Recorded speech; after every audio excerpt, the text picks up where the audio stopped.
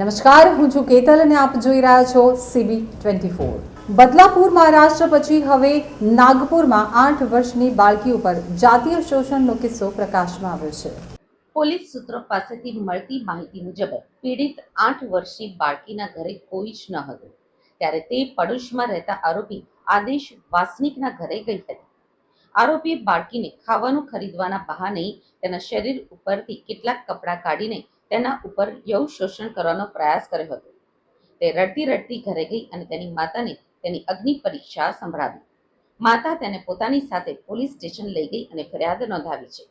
જૂની કામથી પોલીસે ભારતીય ન્યાય સંહિતાની કલમ 74, 75, 351E સાથે પોસ્કોની કલમ 8 અને 10 હેઠળ કેસ નોંધ્યો છે અને આરોપી आदेश वासनिकની धरपकड़ કરી છે। फिर्यादी यानी कंप्लेनेंट अपनी 8 वर्षीय बालिका यानी उनकी बच्ची उनके साथ में पुलिस स्टेशन में आए थे।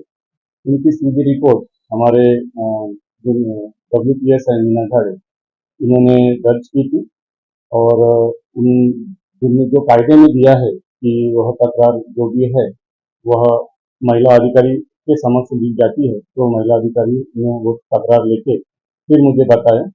दोबारा उसकी जांच की गई और उसके बाद पुलिस स्टेशन गिनीकाम के यहाँ पर BNS सेक्शन 74, 75, 351 और सह कलम 8 और 10 के तहत गुना दाखिल हुआ। यह